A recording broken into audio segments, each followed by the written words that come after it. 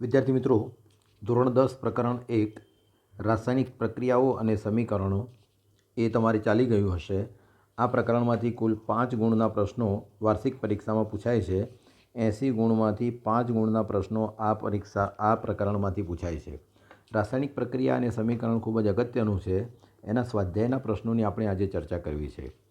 સૌથી પહેલો પ્રશ્ન એ છે કે નીચે આપેલ પ્રક્રિયા માટેના વિધાનો પૈકી કયા વિધાનો ખોટા છે? મિત્રો, ધ્યાન રાખવાનું શું પ્રશ્ન પૂછ્યો છે. હવે પહેલું જે સમીકરણ આપેલું છે, ટ્વાઇસ પીબીઓ 2 પીબીઓ સોલિડ વત્તા કાર્બન સોલિડ બરાબર 2 PB solid plus carbon dioxide. કયા કયા બે પ્રક્રિયકો છે? તો એક પ્રક્રિયક છે પીબીઓ અને બીજું પ્રક્રિયક છે કાર્બન. બને છે શું? પીબીઓમાંથી બને છે પીબી અને કાર્બન જે છે કાર્બનમાંથી બને છે કાર્બન ડાયોક્સાઇડ. હવે અહીં તમે જોશો તો એણે 4 અલગ અલગ વિકલ્પો આપેલા છે કે ભાઈ 4 એક્શન્સ છે. કયું વિધાન છે કે ભાઈ લેડ રિએક્શન પામે છે. આ લેડ રિડક્શન પામતું નથી, એકચ્યુઅલી પીબીઓ રિડક્શન પામે છે, લેડ ઓક્સાઇડ રિડક્શન પામે છે. એટલે આ વિધાન તમારું ખોટું છે, પણ લેડ ઓક્સાઇડ રિડક્શન પામે છે એ વિધાન સાચું છે તમારું.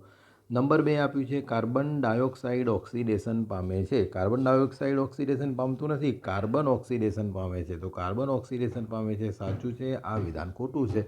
ખાસ તમારે ધ્યાન રાખવાનું છે. હવે અહીં શું કહે છે કે ભાઈ એ અને બી કયા વિધાનો ખોટા છે? તો કયું વિધાન ખોટું છે આપણું? એ વિધાન ખોટું છે અને બી વિધાન ખોટું છે. તો એ અને બી બંને વિધાન ખોટા છે. માટે આપણો જવાબ જે આવશે એ જવાબ શું આવશે? જવાબ 1, જે પહેલો જે વિકલ્પ છે એ તમારો જવાબ આવે છે. ક્વેશ્ચન નંબર 2 છે Fe2O3 plus twice Al ferrous oxide અને એલ્યુમિનિયમ બંને વચ્ચે પ્રક્રિયા થઈને એલ્યુમિનિયમ ઓક્સાઇડ અને Fe બને છે. હવે આ કઈ પ્રક્રિયાનું ઉદાહરણ છે? અહીં તમે જુઓ તો Fe+2 છે, ઓક્સિજન -2 છે, Fe+3 છે અને ઓક્સિજન -2 છે અને એલ્યુમિનિયમ +3 છે. આ આપણને ખબર છે, 9મા ધોરણમાં છે. હવે બને છે શું કે ભાઈ અહીં આ એલ્યુમિનિયમ ધાતુ છે, એ એલ્યુમિનિયમ ધાતુ સક્રિયતાની શ્રેણી છે. એ સક્રિયતાની શ્રેણીમાં એલ્યુમિનિયમ ધાતુ એ Fe કરતાં ઉપર આવે છે. પહેલાં એલ્યુમિનિયમ આવે છે, પછી અંદર નીચે Fe આવે છે. એટલે એલ્યુમિનિયમ વધારે સક્રિય ધાતુ છે. વધુ સક્રિય ધાતુ વિસ્થાપન પ્રક્રિયા છે. આ કઈ પ્રક્રિયા છે બેટા? વિસ્થાપન પ્રક્રિયા છે. વધુ સક્રિય ધાતુ ઓછી સક્રિય ધાતુને તેના સંયોજનમાંથી દૂર કરે છે.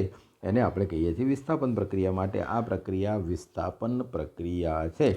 ચલો બીજા પણ આપણે જોઈ લઈએ. ચલો, સંયોગીકરણ પ્રક્રિયા કોને કહેવામાં આવે છે? સંયોગીકરણ પ્રક્રિયા એને કહેવામાં આવે છે કે જેમાં A+B = CA માંથી C બને. તો એવું થાય છે ના, અહીં તો 2માંથી 2 બને છે, એટલે સંયોગીકરણ પ્રક્રિયા નથી. વિઘટન પ્રક્રિયામાં શું છે કે ભાઈ Aના ટુકડા થઈ અને B+C બને છે. અહીં એક પ્રક્રિયક છે ના, 2 પ્રક્રિયક છે, એ પણ નથી. બાકી રહ્યું દ્વિવિસ્થાપન. દ્વિવિસ્થાપન પ્રક્રિયામાં શું થાય છે? આયનોની હેરફેર થાય છે. દ્વિવિસ્થાપનમાં આયનોની હેરફેર થાય છે, અદલાબદલી થાય છે. તો અહીં આયનોની અદલાબદલી પણ થતી નથી. માટે પણ પ્રક્રિયા કઈ છે? વિસ્થાપન પ્રક્રિયા. કરેક્ટ આન્સર ઇઝ વિસ્થાપન પ્રક્રિયા. નેક્સ્ટ જે છે આયનનો ભૂકો. આયન એટલે આપણને ખબર છે Fe. આયન એટલે Fe છે. એના ભૂકાને મંદ હાઇડ્રોક્લોરિક એસિડ એટલે HCl સાથે પ્રક્રિયા કરો. તો કે ભાઈ ધાતુ અને એસિડ સાથે પ્રક્રિયા. સમજી લેજો, ધાતુ વત્તા એસિડ, ધાતુ અને એસિડ સાથે પ્રક્રિયા કરો તો હંમેશા તમને મળશે ધાતુના ક્ષાર વત્તા હાઇડ્રોજન વાયુ. હવે ધાતુના ક્ષાર કયા છે? તો FeCl3 બનશે અથવા તો FeCl2 બને છે અને હાઇડ્રોજન વાયુ છે H2 બને છે. માટે હાઇડ્રોજન વાયુ અને આયન ક્લોરાઇડ ઉદ્ભવે છે. તે જવાબ સાચો છે. ક્લોરિન વાયુ અને હાઇડ્રોક્સાઇડ બને છે ના, આયન નથી બનતું. નંબર 2, કોઈ પ્રક્રિયા થતી નથી ના, એવું પણ નથી. આયનના ક્ષાર અને પાણી બને છે ના, પાણી નથી બનતું, હાઇડ્રોજન વાયુ ઉત્પન્ન થાય છે. કારણ કે ધાતુ અને એસિડ સાથે પ્રક્રિયા થઈ ધાતુના ક્ષાર બને છે અને હાઇડ્રોજન વાયુ બને છે. આ યાદ રાખવાની છે પ્રક્રિયા. આ પ્રક્રિયા જેટલી તમે યાદ રાખશો એટલો તમારા બેનિફિટમાં છે. એટલે એને યાદ રાખીને આપણે આગળ વધવાનું છે. નેક્સ્ટ ક્વેશ્ચન આવે છે સમતોલિત રાસાયણિક સમીકરણ એટલે શું? રાસાયણિક સમીકરણો શા માટે સમતોલિત કરવા જોઈએ? પ્રશ્ન આ છે. તો આપણે સમતોલિત કોને કહેવામાં આવે છે કે ભાઈ સમતોલિત એટલે કે જેનું સમતોલ થયેલું હોય તે. આપણને ખબર છે કે ભાઈ A વત્તા B બરાબર C, એનો અર્થ એમ કે ભાઈ આ બંનેનો સરવાળો C જેટલો થાય એને આપણે સમતોલિત કહીશું. અહીં હવે શું થાય છે કે જે સમીકરણમાં પ્રક્રિયકો અને નિપજો, પ્રક્રિયકો આને કહેવામાં આવે છે પ્રક્રિયકો અને આને કહેવામાં આવે છે નિપજો. પ્રક્રિયકો અને નિપજો બંને તરફ રહેલા પરમાણુઓની સંખ્યા સમાન હોય, ફરીથી પ્રક્રિયકો અને નિપજો બંને તરફ રહેલા પરમાણુઓની સંખ્યા કેવી હોય બેટા? સમાન હોય, તે સમીકરણને સમતોલિત રાસાયણિક સમીકરણ કહે છે. હવે શા માટે સમતોલિત કરવા જોઈએ? તો એના માટેનો નિયમ છે દ્રવ્ય સંચયનો નિયમ અથવા તો દળ સંચયનો નિયમ. શું નિયમ કહે છે? કે રાસાયણિક પ્રક્રિયા દરમિયાન દ્રવ્યનું સર્જન કે વિનાશ થઈ શકતો નથી. આથી રાસાયણિક પ્રક્રિયામાં પ્રક્રિયકોમાં અને નિપજોનું દળ કેવું હોવું જોઈએ? સમાન હોવું જોઈએ. દળ સમાન રાખવા માટે પ્રત્યેક તત્વના પરમાણુઓની બંને બાજુઓની સંખ્યા સમાન હોવી જોઈએ. નેક્સ્ટ ક્વેશ્ચન છે, નીચેના વિધાનોને રાસાયણિક સમીકરણોના રૂપાંતરિત કરો અને ત્યારબાદ તેને સમતોલિત કરો. ખૂબ અગત્યના છે, પરીક્ષામાં અવારનવાર પૂછાય છે. યાદ રાખજો અને યાદ રાખીને એને પ્રયત્ન કરજો તો તમને ખ્યાલ આવશે. હાઇડ્રોજન વાયુ અને નાઇટ્રોજન વાયુ. ચલો, હાઇડ્રોજન વાયુ એટલે શું થશે બેટા? H2. નાઇટ્રોજન વાયુ જે છે એ નાઇટ્રોજન વાયુ એટલે શું થશે? N2.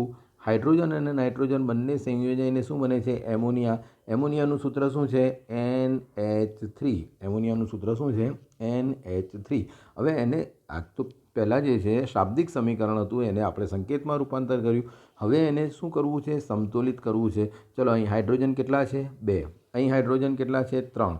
તો કે ભાઈ 3 અને 2 હાઇડ્રોજન છે, તો એને આપણે હંમેશા ધ્યાન રાખવાનું કે એનો લસા જે થાય, લસા આપણે લઈ લેવાનો 3 દુ 6. એટલે 3 દુ 6 એટલે અહીં ધારો કે હું 3 વડે કહું છું કે ભાઈ ધારો કે ટ્રાયલ અને એરર, આને કહેવામાં આવે છે ટ્રાયલ અને એરર, જેને કહે છે પ્રયત્ન અને ભૂલ. પ્રયત્ન અને ભૂલ પ્રમાણે તમારે એને સ્વીકારવા તૈયાર કરવું પડે. 3H2 કરીએ તો ઓકે, 3H2 એટલે 3 દુ 6. તો અહીં હું 2 કરીશ તો 3 દુ 6 થયા. અહીં પણ કેટલા થયા? 3 દુ 6. અહીં પણ કેટલા થયા? 2 3 6. અહીં નાઇટ્રોજન કેટલા છે? 2. અહીં નાઇટ્રોજન કેટલા છે? 2. માટે આપણું જે સમીકરણ છે એ સમીકરણ તમારું કેવું છે? બેલેન્સ સમીકરણ થઈ ગયું. આ એક ગુણનો પ્રશ્ન પૂછાય છે પણ ખૂબ જ અગત્યનો છે. નેક્સ્ટ જે છે હાઇડ્રોજન. તો કે આપણને ખબર છે કે ભાઈ હાઇડ્રોજન પ્લસ છે અને સલ્ફર -2 છે.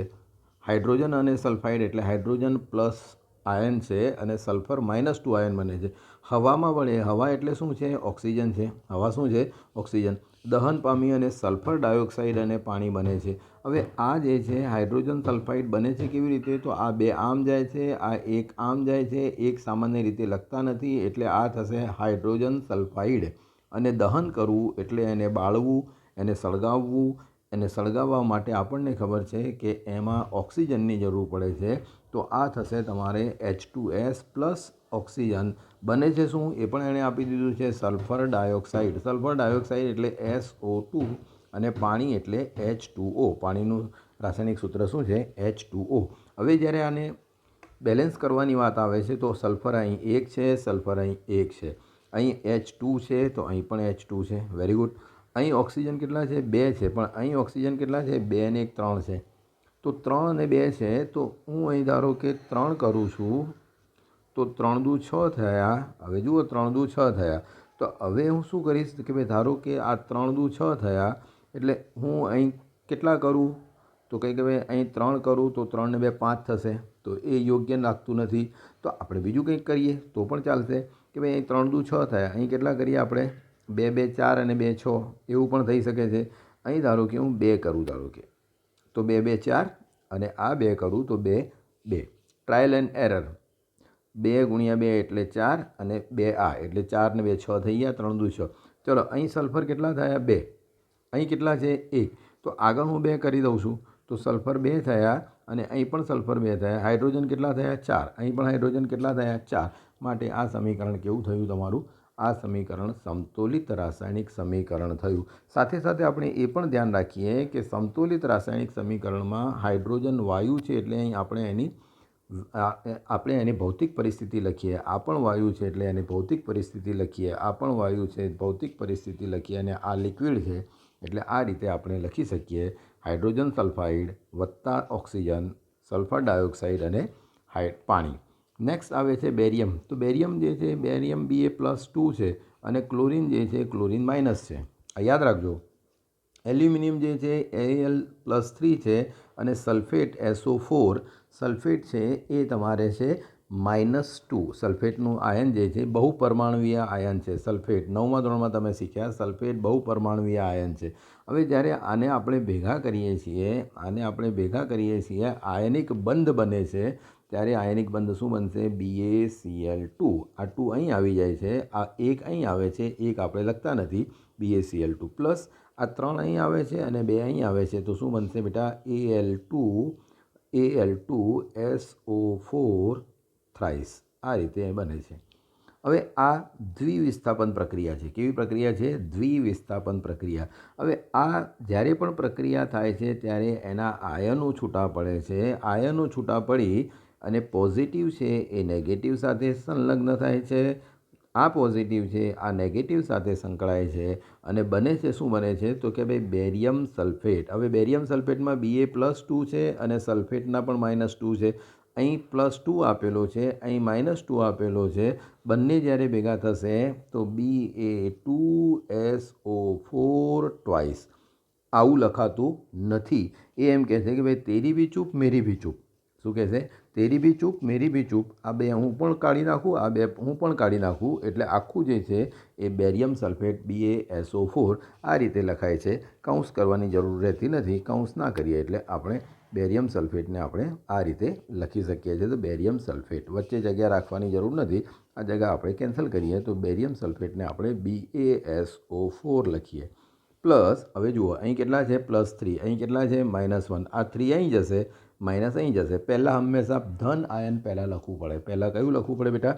ધન આયન લખવું પડે. એટલે આ થશે AlCl3, એલ્યુમિનિયમ ક્લોરાઇડ. શું બનશે? અહીં પણ આપ્યું છે કે ભાઈ એલ્યુમિનિયમ ક્લોરાઇડ આપે છે, તેમજ બેરિયમ સલ્ફેટના અવક્ષેપ આપે છે. આ જે છે એ તમારા અવક્ષેપ છે. અવક્ષેપ એટલે સોલિડ છે. આ બંને તમારા દ્રાવણ છે તો એક્વસ છે. આ દ્રાવણ છે એટલે એક્વસ છે. અને AlCl3 છે, AlCl3નું પણ દ્રાવણ છે તો એક્વસ છે. આ અવક્ષેપન પ્રક્રિયા છે. આ કઈ પ્રક્રિયા છે? અવક્ષેપન પ્રક્રિયા છે. યાદ રાખજો, અવક્ષેપન પ્રક્રિયા એટલે એવી પ્રક્રિયા કે જેની અંદર અદ્રાવ્ય પ્રક્રિયકો વચ્ચે પ્રક્રિયા થઈ અદ્રાવ્ય અવક્ષેપ ઉત્પન્ન થાય, એને આપણે કહીશું અવક્ષેપન પ્રક્રિયા. ડી. પોટેશિયમ ધાતુ છે. પાણી સાથેની પ્રક્રિયા. પોટેશિયમ એટલે આપણને ખબર છે કે, પાણી એટલે આપણને ખબર છે H2O. બંને વચ્ચે પ્રક્રિયા થઈને શું બને છે? પોટેશિયમ હાઇડ્રોક્સાઇડ એટલે KOH વત્તા બીજું શું બને છે? H2. ફરીથી પોટેશિયમ એટલે K, પાણી એટલે H2O, બને છે KOH અને H2. જ્યારે આપણે એને સમીકરણને સમતોલ કરવું હોય તો જુઓ કે અહીં એક O છે, એક O છે, એક K છે, એક K છે, બે છે, બે હાઇડ્રોજન 2 છે, હાઇડ્રોજન 3 છે. તો અહીં શું કરીશું આપણે કે ભાઈ 3 હાઇડ્રોજન છે એટલે આપણે એમ કહી શકીએ કે ભાઈ ધારો કે હું અહીં 2 કરું તો 2 ને 2 4 થયા. તો અહીં પણ હું 2 કરું તો આ 2 અને આ 2 4 થઈ ગયા.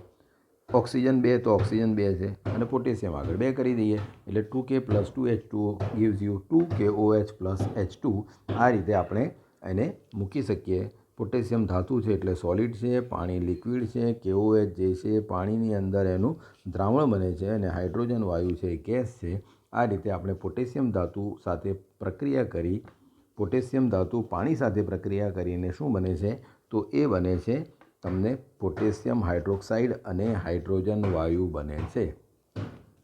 નેક્સ્ટ જે છઠ્ઠો ક્વેશ્ચન છે, છઠ્ઠો પ્રશ્ન આવે છે, એ છઠ્ઠો પ્રશ્ન એ છે કે નીચેના રાસાયણિક સમીકરણોને સમતોલિત કરો. અહીં બધી જ બાબતો છે, ખાલી સમતોલિત કરવાના છે. સમતોલિત કરી અને ભૌતિક અવસ્થા લખવાની જરૂર નથી. બેટા જુઓ અહીં તમે કે ભાઈ અહીં હાઇડ્રોજન કેટલા છે, નાઇટ્રોજન કેટલા છે, ઓક્સિજન કેટલા છે, કેલ્શિયમ ઓક્સાઇડ કેટલા છે, કેલ્શિયમ કેટલા છે. તો ચાલો હાઇડ્રોજન કેટલા છે? હાઇડ્રોજન 1 અને 2 એટલે હાઇડ્રોજન કેટલા છે? અહીં 3 છે.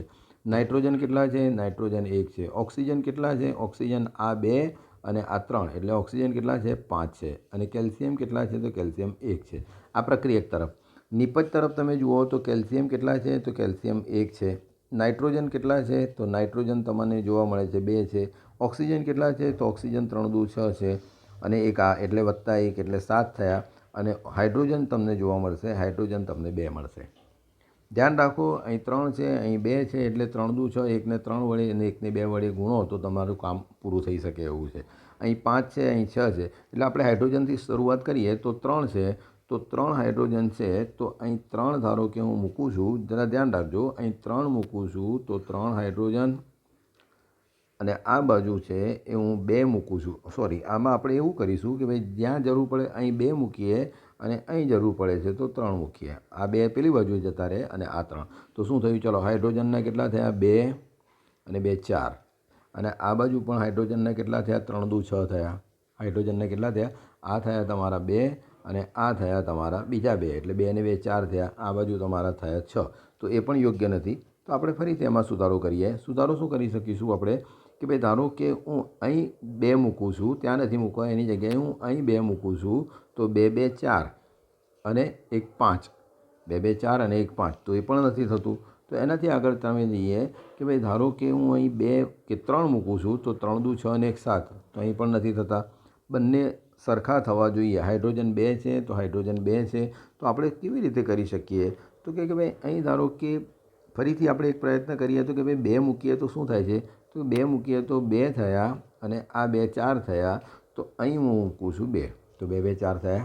ઓકે, ચાલો, ઓક્સિજન કેટલા થયા? આ બંને બાજુ 4 4 થઈ ગયા. અહીં હાઇડ્રોજન 1 3 છે, આમાં 4 થઈ ગયા. આ બાજુ પણ તમારા હાઇડ્રોજન છે, કેટલા થયા? 2 અને 2 4.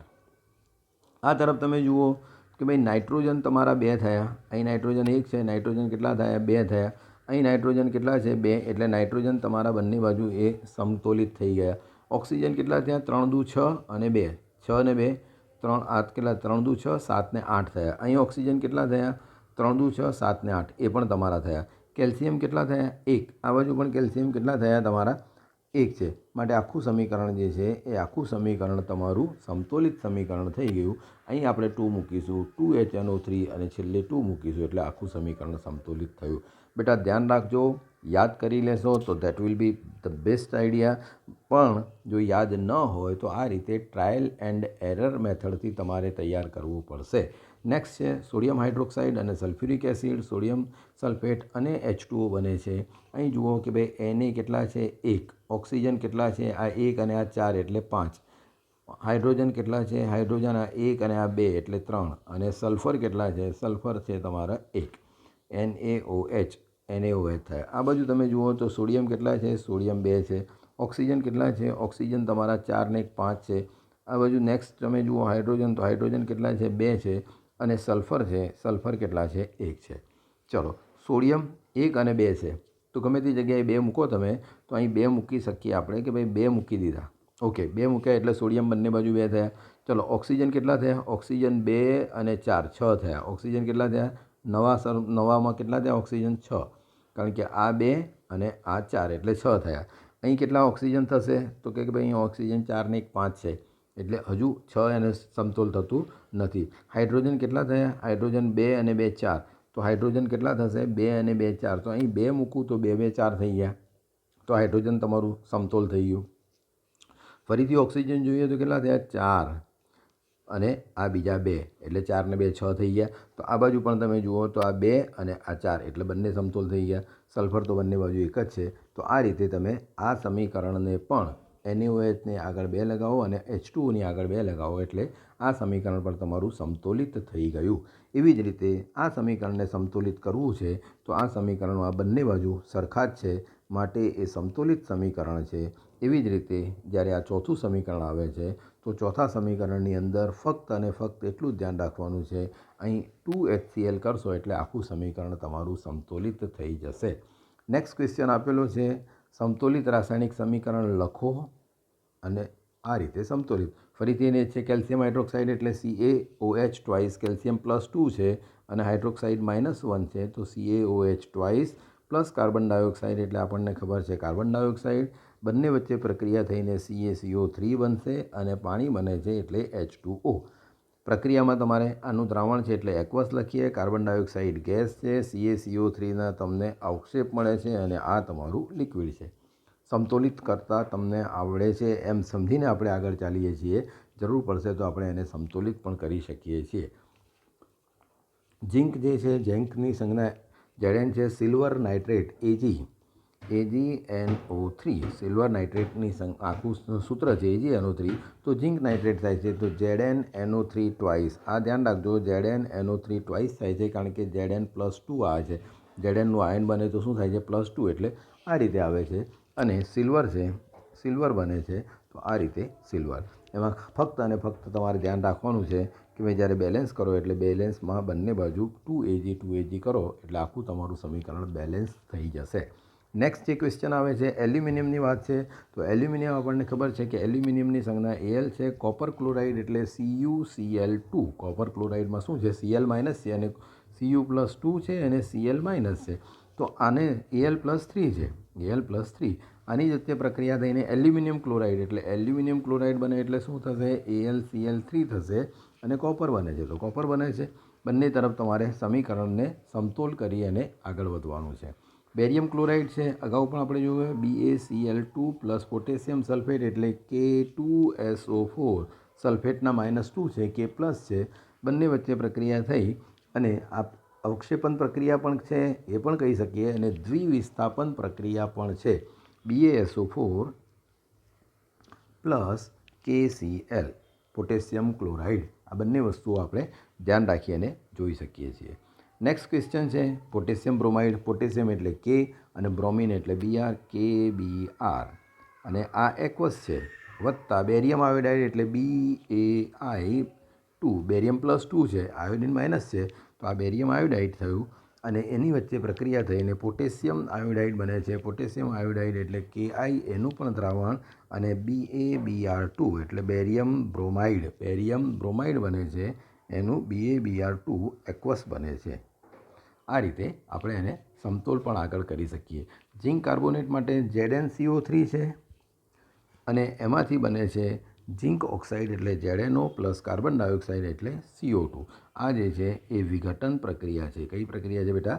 વિઘટન પ્રક્રિયા છે કે ભાઈ એકમાંથી બે બને છે. હાઇડ્રોજન એટલે H2 છે, ક્લોરિન એટલે Cl2 છે. બંને વચ્ચે પ્રક્રિયા થઈને ટ્વાઇસ HCl બનશે કારણ કે આ બે છે એટલા માટે હાઇડ્રોક્લોરિક એસિડ બને છે. આ પ્રક્રિયા કઈ થઈ? તમારી સંયોગીકરણ પ્રક્રિયા થઈ. કઈ પ્રક્રિયા થઈ? સંયોગીકરણ. આ પ્રક્રિયા તમારી વિઘટન પ્રક્રિયા થઈ અને આ પ્રક્રિયા થઈ તમારી દ્વિવિસ્થાપન. કઈ પ્રક્રિયા થઈ? દ્વિવિસ્થાપન. કારણ કે આયનોની આપલે થાય છે એટલા માટે દ્વિવિસ્થાપન પ્રક્રિયા છે. હવે બાકી કઈ રહી? છેલ્લી બાકી રહી મેગ્નેશિયમ એટલે Mg. હાઇડ્રોજન ક્લોરાઇડ એટલે HCl. બંને વચ્ચે પ્રક્રિયા થઈ MgCl2 બને છે વત્તા હાઇડ્રોજન વાયુ છૂટો પડે છે. ધાતુ અને એસિડ સાથેની પ્રક્રિયા છે. મેગ્નેશિયમ વધારે સક્રિય ધાતુ છે હાઇડ્રોજન કરતાં, એટલા માટે વધારે સક્રિય ધાતુ આ ઓછી સક્રિય ધાતુને તેના સંયોજનમાંથી છૂટી પાડે છે, માટે એને શું કહેવામાં આવે છે? આ વિસ્થાપન પ્રક્રિયા છે.